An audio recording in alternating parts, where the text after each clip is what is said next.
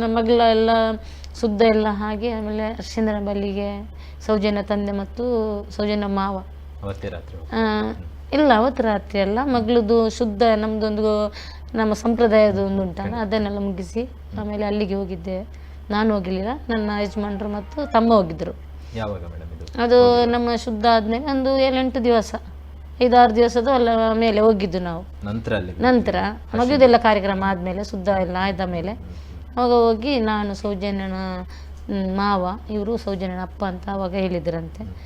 ಆಗ ಹರ್ಷೇಂದ್ರ ಹೇಳಿದ್ದು, ಹೌದಾ ಮಾರೆ ತುಂಬ ಚೆನ್ನಾಗಿದ್ದಾಳೆ, ತುಂಬ ಚೆಂದಾಗಿದ್ದಾಳೆ, ಇನ್ನು ಮಗಳು ತುಂಬ ಚೆನ್ನಾಗಿದ್ದಾಳೆ ಮುಖ ಎಲ್ಲ ಅಂತ ಹೇಳಿ. ಈಗ ಜನರದ ಪೂಜಾರಿ ಕೊಟ್ಟ 1 ಲಕ್ಷ ಇದೆಯಲ್ಲ, ಅದು ಈ 4 ಜನ ಮಕ್ಕಳನ್ನು ನೋಡ್ಕೊಂಡು ಸುಮ್ಮನೆ ಮನೆಯಲ್ಲಿರು, ಇನ್ನು ಕೋರ್ಟು ಕಚೇರಿ ಅಂತ ನಲಿದಾಡಬೇಡ ಅಂತ ಈ ಮಾತು ಅವರಿಗೆ ಹೇಳಿದ್ದ. ಆಮೇಲೆ ತಮ್ಮನಿಗೆ ಕೂಡ ಅದೇ ಮಾತು ಹೇಳಿದ್ದ, ನೀನು ಇನ್ನು ಹೆಲ್ಮೆಟ್ ಹಾಕಿ ರಸ್ತೆಯಲ್ಲಿ ಓಡಾಡ್ಕೊಂಡಿರು, ಸುತ್ತಮುತ್ತ ನೋಡಿಕೊಂಡು, ಆಮೇಲೆ ಎದುರುಗಡೆ ಬಂಡೆಗಳು ಇರ್ತದೆ, ಜಾಗೃತವಾಗಿರು, ಆ ಮಾತು ನಮಗೆ ಹೇಳಿದ್ದ.